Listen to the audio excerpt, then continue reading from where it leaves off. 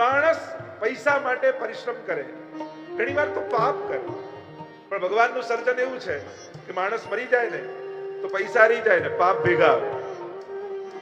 જે કર્યું એ સાથે આવે, જે મેળવ્યું એ મૂકીને જવાય. ભગવાનની તો રચના જ આવી છે. જો પૈસા માટે પરસેવો પાડે એવું તો બધાને બહુ જોયું, પણ પર સેવા માટે જે પૈસો પાડે ને એ જ સાચો વૈષ્ણવ છે. ભાગ્યોદયેન બહુજન્મ સમર્जितेन सत्संगमं च लभते पुरुषो यदा वै. स्वयं भागवत के महात्म्य में कहा गया, अनंत जन्मोना पुण्यो संचित થાય અને પ્રભુને થાય કે આને એવું કઈ નથી આપવું કે આ મૂકીને જાય, એવું કંઈક આપવું છે કે આનું ભેગું આવે. એટલે ભગવાને તમને કથા આપી છે. કારણ કે મૂકીને જઈએ એવું કંઈક આપે ને તો એ સાધારણ કૃપા, સાથે આવે એવું કંઈક ઠાકોરજી આપે એ ઠાકોરજીની વિશેષ કૃપા છે. અને આ કથા છેક સુધી સાથ આપનારી છે. તવ કથામૃતમ તપ્ત જીવનમ, વિશ્રામ આપનારી આ કથા છે. વિશ્રામ જીવનમાં ક્યારે આવે? સૌથી પહેલા જેના જીવનમાં વિવેક આવે એના જીવનમાં વિશ્રામ આવે. જો આ વિશ્રામ ઘાટ એ કેવલ કોઈ યમુનાજી જ્યાં વહે છે એવું સ્થળ જ નથી.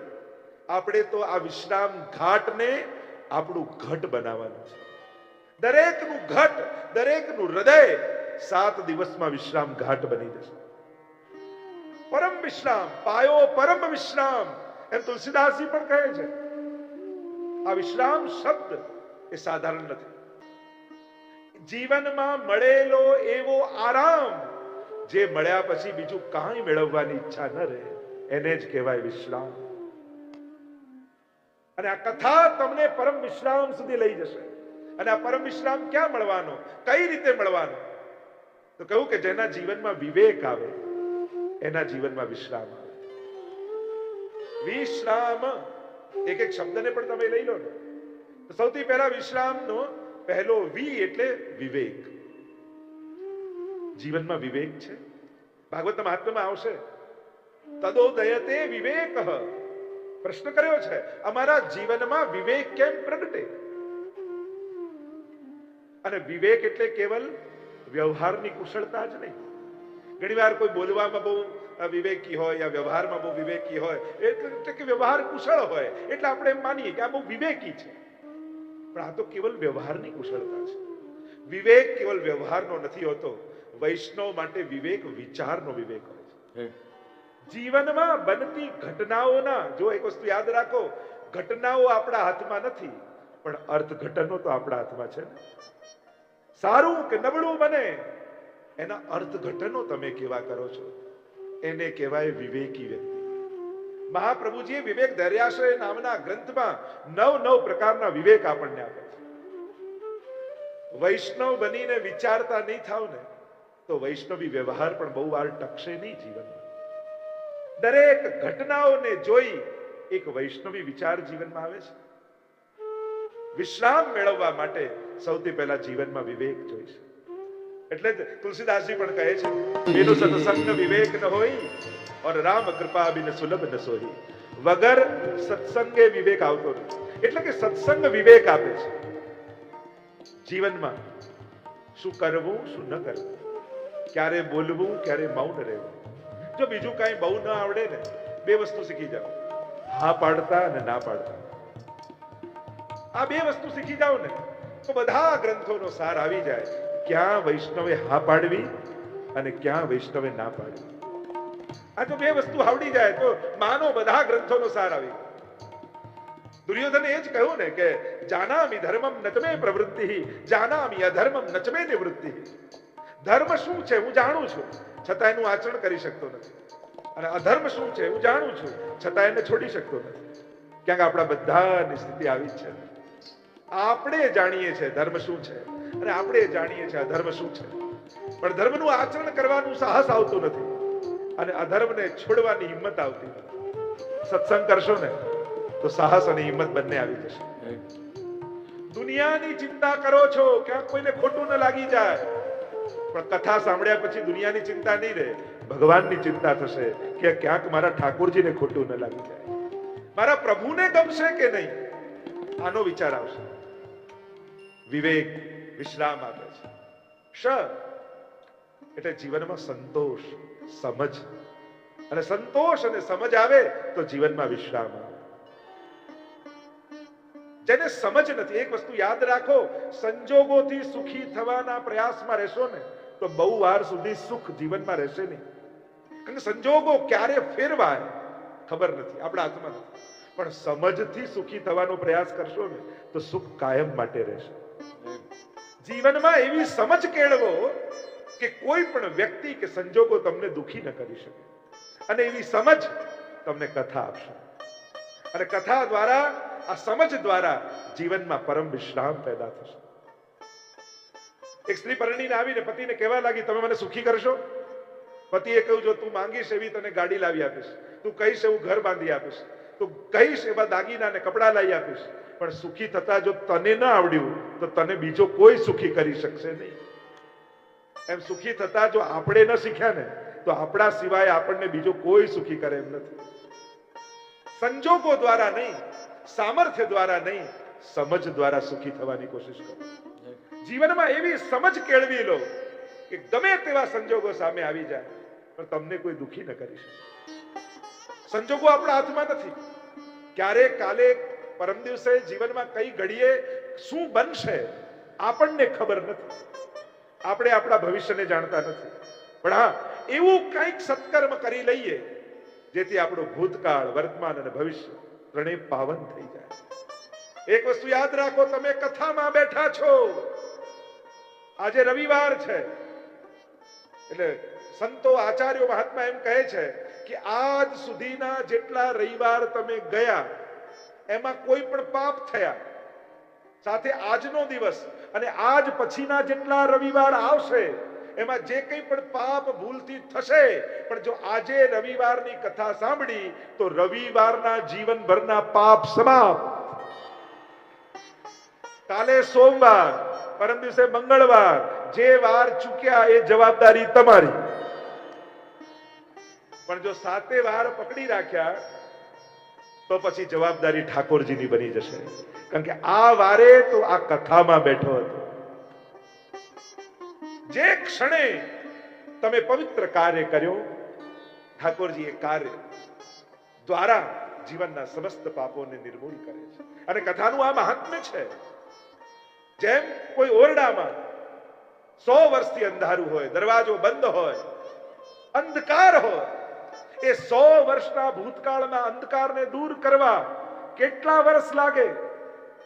તો કે વર્ષોની ક્યાં વાત છે, એક દિવાસળી પ્રગટાવો અને ક્ષણમાં 100 વર્ષનો અંધકાર સમાપ્ત. એમ જ અનંત જન્મોના પાપોના અંધકારો ભર્યા છે આપણા ચિત્તમાં. અનેક સંચિત કર્મોને લઈને બેઠા છીએ. દૂર કરવા કેટલી વાર લાગે કે એક ક્ષણ માટે. બોલો કૃષ્ણ કનૈયા લાલ કી જય. બસ ભાગવતજીની સન્મુખ પ્રભુનો જય ઘોષ કર્યો એટલે પાપ સમાપ્ત, નિર્મૂળ. ક્યાં વાર લાગે છે? પાપથી મુક્ત થવામાં જરાય અધિક પ્રયાસની આવશ્યકતા પડતી જ નથી. ભક્તિ કરવા માટે તૈયાર થવું, એના માટે જીવન લાગી જાય છે. કેટલા જન્મોના પુણ્યો સંચિત થાય ત્યારે માણસને કથામાં જવાની ઈચ્છા પેદા થાય. અને હું તો ખાસ કહીશ, અહીંયા જેટલા બેઠા છો બધા એ રીતે બેસજો કે જાણે કથા તમે જ બેસાડી છે. મહેમાન બનીને કથામાં આવતા જ નહીં. કારણ ભગવાન તો બધાના છે. જો મંદિર કોઈ ટ્રસ્ટનું હોઈ શકે, સંચાલન કોઈ વ્યવસ્થાનું હોઈ શકે, પણ ભગવાન તો બધાના જ હોય છે. આ ભાગવત કથા, શ્રીમદ ભાગવતજી સાક્ષાત શ્રીનાથજીનું વાંગમય સ્વરૂપ છે. નાથદ્વારામાં જે શ્રીનાથજી છે એ નેત્ર દ્વારા એમના દર્શન થાય છે. અહીંયા બિરાજમાન શ્રીનાથજી એ કર્ણ દ્વારા આપણા હૃદયમાં પ્રવેશ કરશે. તો કહ્યું કે ભગવાને આવું વાંગમય રૂપ કેમ લીધું? આ વાંગમય રૂપ છે, શબ્દમય રૂપ છે, વાણીમય રૂપ છે. તો કે જેવા જેવા અસુરો થયા એવા એવા અવતાર ભગવાને લીધા. હિરણ્યાક્ષને મારવો છે તો ભગવાન વરાહ બની ગયા. હિરણ્યકશ્યપુને મારવો છે તો ભગવાન નરસિંહ બની ગયા. જેવા જેવા અસુરો એવા અવતાર. તો ભગવાને વાંગમય રૂપ કેમ લીધું? તો કે અહીંયા અસુર છે એ શબ્દમય છે, વાણીમય છે. વાણીમય અસુર કયો? તો કે પરીક્ષિત મહારાજને લાગેલો શ્રાપ કે 7મા દિવસે તક્ષક આવીને દંશ દેશે, એ વાણીમય અસુર છે. અને ભગવાને શ્રાપમય અસુરને સમાપ્ત કરવો છે, એટલા માટે ભગવાન વાંગમય અવતાર લઈ ભાગવતનું રૂપ ધારણ કરીને પધાર્યા છે. અને સ્વયં ભાગવતમાં એવી કથા આવે છે કે જ્યારે ભગવાન સુધામ પધારી રહ્યા છે, ઉદ્ધવજી બાજુમાં છે, અને ત્યારે ઉદ્ધવજી વિનંતી કરે છે કે પ્રભુ આપના વગર અમે જીવીશું કે? આપ જ્યારે ભૂતલ પર પ્રગટ ન હો તો અમારા જેવા ભક્તોનું જીવન સંભવ નથી. અને ત્યારે પ્રભુ સ્વધામ પધારતા પહેલા પોતાનું સમગ્ર તેજ આ શ્રીમદ ભાગવતમાં પધરાવીને ગયા અને કહ્યું, ઉદ્ધવ, આ ભૂતલ પર જ્યારે હું પ્રગટ રૂપે ન હોઉં ત્યારે મારું પ્રગટ સ્વરૂપ એ શ્રીમદ ભાગવત છે. અને એટલા માટે ભાગવતજી આ કેવલ કોઈ પુસ્તક નથી, કેવલ કોઈ ગ્રંથ નથી, શ્રીનાથજીનું બાંગમય સ્વરૂપ છે. અને એટલા માટે જેવો વ્યવહાર, જેવો ભાવ આપણે નાથદ્વારામાં શ્રીનાથજી પાસે જઈને રાખીએ, એવો જ ભાવ અને એવો જ વ્યવહાર ભાગવતજીની સન્મુખ કરવો જોઈએ. લેશ માત્ર પણ ન્યૂન્ય નહીં માનવા ભાગવતજીને. ગંગાને અક્ષરે અક્ષરમાં શ્રીનાથજી બિરાજમાન છે. 12 સ્કંદ છે, 335 અધ્યાય છે, 18,000 શ્લોક છે. એવું આ દિવ્ય ભાગવત જે પરમ વિશ્રામને આપનારું છે, જેની વાત કરી રહ્યા હતા. વિવેક, સંતોષ અને સમજ, ર એટલે રાગ દ્વેષથી મુક્ત, અને મ એટલે મદ અને મોહથી મુક્ત. આટલી વસ્તુ થાય તો જીવનમાં વિશ્રામ આ કથા આવે છે. ગોપીઓ એટલે જ કહું, તવ કથામૃતમ તપ્ત જીવનમ. સંસારથી તપેલા જીવને વિશ્રામ ક્યાં મળે, શાંતિ ક્યાં મળે? તો કે ભગવાનની કથામાં આ પરમ વિશ્રામ આવશે. અને વિશ્રામ અને આરામમાં ફરક છે. સગવડતા, સુવિધા, કદાચ સોફામાં ખુરશીમાં બેઠા બેઠા આંખ લાગી જાય તો એને આરામ કહેવાય, પણ આંખ ઉઘડી જાય એને વિશ્રામ કહેવાય. અહીંયા આંખ બંધ કરવા માટેનું સ્થાન નથી, આ તો આંખો ખોલવા માટેનું સ્થાન છે. જન્મ જન્માંતરથી જે આંખો ભીડાઈ ગઈ છે, અજ્ઞાન તિમિરાંધસ્ય જ્ઞાનાંજન શલાકયા, અજ્ઞાનના અંધકારમાં અંધ બન્યા છે, અને પરમ જ્ઞાનના દાતા એ શ્રીમદ ભાગવત ભગવાન છે. આ ભાગવતની કથા છે. તવ કથામૃતમ તપ્ત જીવનમ કવિ બિરડીતમ કલ્મશાપહમ. કલ્મશોને ધોઈ નાખનારી કથા છે. કેટલા કલ્મશો મનમાં છે. અત્યારનો સમય માણસનું મન બગડ્યું છે. સગવડતાઓ અને સુવિધાઓ વધી છે, સુંદરતાના સાધનો વધ્યા છે કે શરીર સુંદર થાય, પણ મનની પવિત્રતાનું શું? મન શુદ્ધૈન વિદ્યતે. અત્યારે ઉઘાડાને કપડા આપનારા ઘણા છે, ભૂખ્યાને અન્ન આપનારા ઘણા છે, બીમારને દવા આપનારા ઘણા છે, પણ કોઈ સુખીને જોઈ સુખી થનારા કેટલા દુનિયામાં? આજે માણસ કોઈનું સુખ નથી જોઈ શકતો. શું આ બીમારી નથી? આજે માણસ કોઈનું ભલું નથી જોઈ શકતો, આ બીમારી નથી? લોકો કે આટલા હજારો વર્ષ પહેલા લખાયેલી કથાનું આજે શું? અરે, દુનિયામાં બદલાયું શું છે? તમે જેને પ્રમાણો માનો છો સુખના, વિકાસના, પ્રગતિના, બેંકો, હોસ્પિટલો, સ્કૂલો, કોર્ટ, પોલીસ સ્ટેશન, આજથી 100 વર્ષ પહેલા આજે આ જેટલા છે એટલા નહોતા. આજે જેટલી હોસ્પિટલ છે એટલા 100 વર્ષ પહેલા નહોતી. આજે જેટલી સ્કૂલો છે એટલી 100 વર્ષ પહેલા નહોતી. આજે જેટલી બેંકો છે એટલી 100 વર્ષ પહેલા નહોતી. પણ 100 વર્ષ પહેલા આપણા દાદાના ચહેરા પર જે શાંતિ દેખાતી એ આજે આપણા ચહેરા પર છે. જેને તમે પ્રગતિના, સુખના પ્રમાણો માનો છો, શું આજે એ રહ્યા છે? તો સુખ અને શાંતિ છે ક્યાં? ક્યાં જઈને મળશે? આ કથા જે પરમ વિશ્રામનું પવિત્ર સ્થાન છે, આ કથા આપણા અંતઃકરણને વિશુદ્ધ બનાવશે. સ્વયં શ્રીનાથજી બાબા જેમ નાથદ્વારામાં તમે દર્શન કરો છો તો ઊંચો હાથ કરી અને તમને પોતાની નિકુંજમાં બોલાવે છે, આવ આવ આવ. અને તમે જ્યારે નિકટ જાઓ એટલે પોતાના જમણા હાથની મુઠ્ઠીમાં તમારું હૃદય બંધ કરે અને માયાને અંગૂઠો બતાવે. શ્રીનાથજી બાબાનું સ્વરૂપ છે ને, એ જ સાક્ષાત સ્વરૂપ શ્રીમદ ભાગવતનું છે. કોઈ ભેદ નથી. અહીંયા પણ શ્રીનાથજી બાબા તમને ઊંચો હાથ કરીને બોલાવે છે, આવો આવો આવો. જો ઘણીવાર લોકો એમ બેઠા હોય, અમને તો ક્યાં કંકોત્રી મળી છે. કંકોત્રીથી કથામાં અવાતું નથી. કંકોત્રી મળી હોય પણ જન્મોત્રીમાં ન લખ્યું હોય ને તો કથામાં બેસાય નહીં. આ તો જન્મોત્રીમાં લખાયેલું હોવું જોઈએ. કથાની કંકોત્રીની પ્રતીક્ષા ન કરાય. એ તો સૂચના મળે ને દોડી જવાય. કારણ કે જ્યારે ભગવાન પોતે આમંત્રિત કરતા હોય, હવે જેના લગ્ન હોય એ વરરાજા તમને કહી જાય કે મારા લગ્નમાં આવજો, પછી કોઈ કંકોત્રીની રાહ જોવાય? એમ અમારા શ્રીનાથજી બાબા ઊંચો હાથ કરીને તમને બોલાવતા હોય, આવ આવ આવ. પછી જો કોઈ કંકોત્રીની રાહ જોવે તો એ દુર્ભાગી કહેવાય. સ્વયં શ્રીનાથજી બાબાનું સાક્ષાત સ્વરૂપ 12 સ્કંદ જે ભાગવતમાં છે એ જ 12 અંગવાળા શ્રીનાથજી બાબા છે. પણ આપણે ત્યાં પ્રથા અને પરંપરા એ છે, ભાગવતજીમાં પ્રવેશ કરતા પહેલા પદ્મ પુરાણ અંતર્ગત 6 અધ્યાયમાં ભાગવતના મહાત્માને સમજાવવામાં આવે.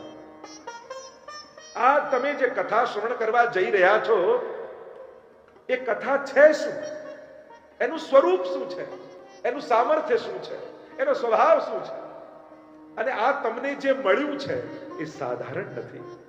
આવી મહત્તા જ્યારે સમજાય ને, અને જે મહત્તાને સમજાવે એને જ મહાત્મ્ય કહેવાય.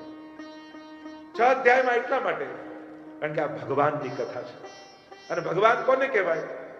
જેની પાસે ધન હોય ધનવાન, જેની પાસે યશ હોય યશવાન, તો જેની પાસે ભગ હોય એ ભગવાન.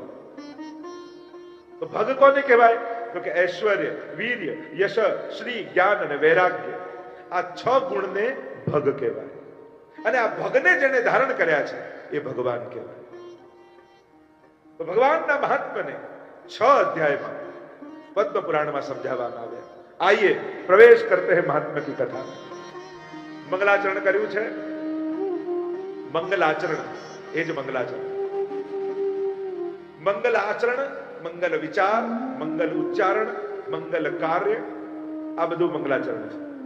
આપણી સાહિત્યની પરંપરા એમ કહે છે કે કોઈ પણ ગ્રંથનો પ્રારંભ કરતા પહેલા પ્રભુને યાદ કરાય, મંગલાચરણ કરાય. મંગલાચરણના પણ શાસ્ત્રોમાં 3 પ્રકાર બતાવ્યા: નમસ્કારાત્મક, આશીર્વાદાત્મક અને વસ્તુ નિર્દેશાત્મક. ઘણા મંગલાચરણ સાહિત્યમાં એવા હોય જેમાં નમસ્કાર કર્યા હોય, નમન કર્યા હોય. ઘણા એવા હોય કે જેમાં આશીર્વાદની આકાંક્ષા કરી હોય, અને ઘણા એવા હોય જેમાં જે ગ્રંથનું વર્ણન કરવા જઈ રહ્યા છે એનો વસ્તુ નિર્દેશ કર્યો. મંગલાચરણ, મંગલ ઉચ્ચારણ. જો આપણા જીવનનું મંગલાચરણ કયું, આપણા દિવસનું મંગલાચરણ કયું? એમ તો શાસ્ત્રોએ કહ્યું કે કણ કણમાં ઈશ્વરને જોવા. હવે એવી અવસ્થા તો આપણી નથી, પણ ચલો કણ કણમાં ઈશ્વર નથી જોઈ શકતા, એટલો તો સંકલ્પ કરી શકીએ ને કે સવારે ઉઠીએ ત્યારે સૌથી પહેલા દર્શન ઠાકોરજીના કરીશું. આટલો નાનકડો નિયમ તો લઈ શકીએ ને. કારણ કે કાંઈ પણ વસ્તુ બતાવો એટલે લોકો બહાના કરે, અમને સંસ્કૃત નથી આવડતું, અમને વાંચતા નથી આવડતું, અમને ગાતા નથી આવડતું. હવે આમાં કોઈ સંસ્કૃતની જરૂર છે ખરી? આંખ ઉગડે સૌથી પહેલા શ્રીનાથજીના દર્શન. બધું ધરીને લેવું એમ શાસ્ત્રોમાં કહ્યું, મહાપ્રભુજી આજ્ઞા કરી. બધું તો આપણા માટે સંભવ નથી, પણ એટલું તો સંકલ્પ કરીએ ને, મોઢામાં પહેલી વસ્તુ મૂકીશ એ ઠાકોરજીની ધરેલી મૂકીશ. અહર્નિશ ભગવત નામ લેવું 24 કલાક. વદત ભીરેવ સતતમ એમ મહાપ્રભુજી કહે છે. હવે આપણા જેવા લોકો માટે સંભવ નથી તો શું કરીએ કે ચાલો દિવસમાં પહેલું કંઈક બોલીશ તો ભગવત નામ બોલીશ. ઘરના લોકોને પહેલા જય શ્રી કૃષ્ણ કરીશ, પહેલું શબ્દ ભગવત નામનો આવશે. આવા નાના નાના સંકલ્પો તો લઈ શકીએ ને આપણે. ચલો કાલથી જ શરૂ. અહીંયા બેઠા છે બધા જ સંકલ્પ કરશે કાલથી. આ નાના નાના નિયમો, કારણ કે તમને ખબર નથી, તમને એમ લાગે આટલી નાની વસ્તુથી શું થવાનું, પણ નાના નાના સંકલ્પો કેવા મોટા ચમત્કારો તમારા જીવનમાં લાવશે એ કદાચ તમને પણ કલ્પના નથી અત્યારે. કારણ કે પ્રભુનું કાર્ય ક્યારે પણ નાનું નથી હોતું. અરે પ્રભુ માટેની ચિંતા પણ હોય ને એ પણ ઉદ્ધારક છે. જો 1 વર્ષની ચિંતામાં રાજુભાઈ ફરે છે, કેમ થશે, શું કરીશું, કેમ કરીને વ્યવસ્થા કરીશું. પણ કથા કરી, વિચાર કરો, કથા ન કરી હોત તો કેવી ચિંતા કરત આખું વર્ષ. હું તો તમને જ પૂછું, કથા ન થઈ હોત તો અત્યારે તમે શું કરતા હોત ઘરે? બોલો, કેમ હસવું આવે બધા? હું તો એમ જ કહું, તમે માળા ફેરવતા હો. પણ તમને ખબર છે કે કથામાં અત્યારે ન હોત તો ગભરે તમે શું કરતા હો? પ્રભુ સંબંધી તો ચિંતા પણ ઉદ્ધારક છે. અને એટલા માટે જીવનમાં કોઈ ને કોઈ એવા સંકલ્પો પ્રતિ વર્ષના, 6 મહિનાના, 1 મહિનાના, એકાદશીના, દર અઠવાડિયાના, રોજના કોઈક એવા સંકલ્પો રાખવા જેથી મન ઠાકોરજી સાથે જોડાયેલું રહે. મંગલ આચરણ, મંગલ ઉચ્ચારણ. જો પ્રભુ માટેનો આ સંકલ્પ કેટલો પવિત્ર. હું તો કહું, જીવનમાં એમણે ઘણા નિર્ણયો લીધા છે. તમે બધાએ પણ જીવનમાં કેટલા નિર્ણયો લીધા છે. કેવા મોટા મોટા નિર્ણયો લીધા છે, મહત્વના ડિસિઝન લીધા છે. પણ એમના જીવનનું સૌથી બેસ્ટ ડિસિઝન કયું? કે આ કથા કરાવી છે. એ નિર્ણય જ્યારે લીધો ને, એ સૌથી શ્રેષ્ઠ નિર્ણય છે. કારણ કે બાકી બધા નિર્ણયો બાંધનારા છે, આ નિર્ણય છોડાવનારો છે, ઉદ્ધારક છે. વિચાર કરો, તમે બધાએ પણ જીવનમાં ઘણા સંકલ્પો કર્યા હશે, પણ શ્રેષ્ઠ સંકલ્પ તમારા જીવનનો કયો? કે જ્યારે તમને વિચાર આવ્યો ને, લાવને ઠાકોરજી પુષ્ટાવીને ઘરે પધરાવી લઉં, આ તમારા જીવનનો બેસ્ટ ડિસિઝન, બેસ્ટ સંકલ્પ, શ્રેષ્ઠતમ નિર્ણય તમારા જીવનનો એ. અને એ નિર્ણયને યાદ કરીને આનંદિત થજો કે મારા જીવનમાં એ વિચાર આવ્યો, એને કારણે ઠાકોરજી મારા ઘરમાં આવ્યા. મારા જીવનમાં આ સંકલ્પ આવ્યો તો મારા જીવનમાં કથા આવી. મંગલ આચરણ. મંગલ આચરણ ક્યારે થાય? જ્યારે પરમ મંગલનું શરણું લીધું હોય. જીવનમાં મંગલ કરનારું કોણ? મંગલમ ભગવાન વિષ્ણુ મંગલમ ગરુડધ્વજ. જો યાદ તો ઘણાને આપણે કરતા હોય, પણ દરેકને યાદ કરવું એ મંગલકારી નથી હોતું. બેસતા તો ઘણા જોડે હોઈએ, પણ દરેક જોડે બેસવું એ મંગલકારી નથી હોતું. બોલતા તો ઘણાનું નામ હોઈએ, પણ દરેક નામ મંગલકારી નથી હોતા. તો આ જીવનમાં મંગલ કરનારું એવું કયું નામ, કયું એવું સ્થાન, કયું એવું વ્યક્તિત્વ કે જેની પાસે જઈને બેસવાથી મંગલ થાય? ત્યારે કહું, એવું કોઈ નામ, એવું કોઈ સ્વરૂપ, એવું કોઈ સ્થાન હોય તો એ ઠાકોરજી છે. મંગલ રૂપ નિધાન સાવરો, મંગલ રૂપ નિધાન. મંગલનો નિધિ પરમાત્મા, એટલે મંગલાચરણ કર્યું છે. ભાગવત જીવનમાં મંગલ લાવનારું છે. એટલે સાહિત્યકારો કહે છે ને કે મંગલ ઉપર જીવન છે કે નહીં, એના માટે વૈજ્ઞાનિકો ને માણસો બથી રહ્યા છે કે મંગલ પર જીવન છે કે નહીં, એના માટેની કોશિશ થાય છે. તો મંગલ પર જીવન છે નહીં કે નહીં એની તો મહેનત કરે છે માણસ, પણ જીવનમાં મંગલ પ્રગટ્યું કે નહીં એનો વિચાર તો માણસ કરતો જ નથી. 7 દિવસ આ જીવનમાં મંગલ પ્રગટે એના માટેનો આપણે બધા પ્રયાસ કરીશું. એટલે જ ભાગવતના 5 ફળ કયા છે. પહેલું ફળ કયું? નિસંશયતા. બધા જ શંકાઓમાંથી મુક્તિ મળે છે. કેટલી શંકાઓ લઈને આપણે ફરીએ, અને ભગવાન સંબંધી પણ કેટલી શંકાઓ. શું ભગવાન હશે? શું આ દુનિયા ભગવાને બનાવી હશે? અને ભગવાને બનાવી તો ઘણાને સુખી ને ઘણાને દુખી, આવું બધું કેમ કર્યું? અને કરનારો બધું ભગવાન જ હોય તો પાપ કરવું એ પણ ભગવાને કરાવે ને કહેવાય? આપણે તો એમ કહીએ કે બધું ભગવાન કરાવે, તો પાપ કરવું એ પણ ભગવાને કરાવે કહેવાય. સારું કામ કરીએ તો બધું ભગવાન, ખરાબ કરીએ આપણું. આ બધી શંકાઓ તમને જાગતી નથી? જાગે છે ને? તો આ કથા તમારા માટે જ છે. ચૂકશો તો તમને જ નુકસાન છે. જો જીવનના કાર્યો તો થતા જ રહેવાના, તમે નહીં હો તોય થવાનું છે. દુનિયામાં ભગવાને કોઈ પણ વ્યક્તિને એટલો મહત્વનો બનાવ્યો જ નથી કે જેના જવાથી ભગવાનના કામ રોકાઈ જાય. કોઈ નહીં. આપણે ભલે માનતા હોઈએ, અને આ લોકો કહેતા અમે નહીં રહીએ ત્યારે ખબર પડશે આ બધું કેમ ચાલે છે. એ કહેનારા બધા જ જતા રહે છે, બધાનું બધું ચાલતું રહે છે. અને ઉલટાનો એ જ નડતો હોય, એના ગયા પછી વધારે સારું ચાલતું હોય. એટલે કોઈનાથી કઈ રોકાતું નથી. આ તો પાણીમાં આંગળી નાખવા જેવું છે. આપણને એમ લાગે જો ખાડો પડી ગયો, પણ જ્યાં આંગળી કાઢો ક્યાં ભરાઈ જાય ખબર ન પડે.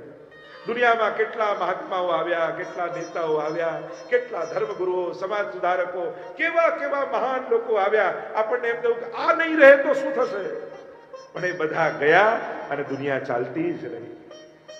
ભગવાને કોઈને એટલું મહત્વનું બનાવ્યું નથી કે જેનાથી ભગવાનનું કામ રોકાય. એટલે એની ચિંતા કરતા જ. પણ આ ચૂકી ગયા ને તો બહુ મોટું નુકસાન કરી બેસશો તમે. કોશિશ કરજો 7 દિવસમાં એકે દિવસ પડે નહીં. અને એમાં પણ 7મો દિવસ તો જરાય નહીં, કારણ કે વૈષ્ણવ મહાસંમેલન, ગ્રંથોત્સવ આ બધાની તો ચર્ચા કરવાની છે પછી આગળ, એટલે એ દિવસ તો ચુકાય નહીં. સર્વ સંશયોમાંથી મુક્તિ. ભગવાન પ્રશ્નાર્થ નથી, ભગવાન એ પૂર્ણ વિરામનું નામ છે. જીવનમાં જાગેલા બધા જ પ્રશ્નોનું સમાધાન એનું નામ ભગવાન. જ્યારે કોઈ જવાબ ક્યાંય ન મળે ત્યારે ભગવાનની ઈચ્છા, આ વાક્ય તમારા જીવનને પૂર્ણ વિરામ આપશે. અને મહાપ્રભુજી એ જ કે તથૈવ તસ્ય લીલેતિ મત્વા ચિંતામૃતમ ત્યજેત. ભગવાનની ઈચ્છા છે, અને ભગવાનની ઈચ્છાનો વિરોધ કરે એને વૈષ્ણવ કેમ કહી શકાય?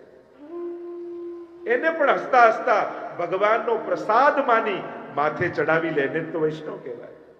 અનુકૂળતામાં તો પ્રભુ દેખાય છે, પણ ખાતરી આપું છું, કથા સાંભળશો ને તો પ્રતિકૂળતામાં પણ ભગવાનની કૃપાનો અહેસાસ તમને થશે, એવી સમજ તમારી બની જશે.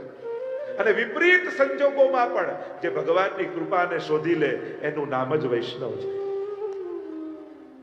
નિસંશયતા પહેલું ફળ. બીજું, ભગવત પ્રાપ્તિ. ભગવાનની કથા દ્વારા ભગવાન મળશે. ભગવાન મળશે એટલે તમે ઉભા રહેશો ને આમ લાઈટ થશે, ધુમાડો થશે અને ટડંગ દઈને ભગવાન પ્રગટ થઈ જશે. આ સિરિયલો જોઈ જોઈને આપણી જે આદત ખોટી પડી છે. અરે ભગવાન કથામાં હોય છે, નિશ્ચિત છે, પધારે જ છે, પણ જોવાની આંખો તમને મળશે કથા દ્વારા. એ ક્યારેક આમ દોડા દોડ કરતા કાર્યકર્તાઓના પગમાં તમને ભગવાન દેખાશે, ક્યારેક પ્રસાદ વાંટતા ઉઠેલા હાથમાં તમને ઠાકોરજી દેખાશે, ક્યારેક કથા સાંભળતા સરેલી આંખમાંથી સરતા એ અશ્રુ બિંદુઓમાં તમને શ્રીનાથજી દેખાશે. કેટલા રૂપ ધારણ કરી પ્રભુ તમારી સન્મુખ આવશે. શરત એ છે, કથાએ આપેલી આંખ લઈને બેસજો, કથાએ આપેલી દ્રષ્ટિ લઈને બેસજો, અનેક રૂપે ઠાકોરજી તમને દર્શન આપશે. ભગવત પ્રાપ્તિ. ત્રીજું, પ્રભુની કૃપાનો અહેસાસ. ચોથું કહ્યું, પ્રભુની પ્રીતિ. પ્રભુમાં પ્રેમ પ્રગટ થઈ જશે. કથા સાંભળતા સાંભળતા ક્યારે તમે ઠાકોરજીને પ્રેમ કરવા લાગ્યા એ તમને ખબર નહીં પડે, એવો આ કથાનો પ્રભાવ છે. આમ ભગવાનની કથા એ પ્રભુ પ્રીતિનું દાન કરનારી છે. પુણ્ય કરવાના ઉપાય શાસ્ત્રોમાં ઘણા છે, પણ પ્રભુના પ્રેમની પ્રાપ્તિનો ઉપાય એ કેવલ ને કેવલ પ્રભુની કથા છે. અને છેલ્લું ફળ કયું? અભયત્વ. અભયતાનું દાન ભગવાનની કથા કરશે. ભય કેમ છે જીવનમાં? અને શાસ્ત્રો એમ કહે કે સૌથી મોટો ભય માણસને મૃત્યુનો છે, પણ કથા મૃત્યુને પણ પ્રભુને મળવાની ક્ષણ બનાવી દેશે, મહોત્સવ બનાવી દેશે. એવી કથાની આ સમજ છે. અભયતાનું દાન. અપેક્ષાઓ જતી રહેશે, અભયતા આપમેળે પ્રગટ થતી જશે. એટલે મંગલ રૂપ ભગવાન પોતે છે. મંગલ રૂપ નિધાન સામરો મંગલ રૂપ. આ 5 ફળ જીવનમાં આવશે ને તો જીવનમાં સાચા અર્થમાં મંગલનો ઉદય થશે.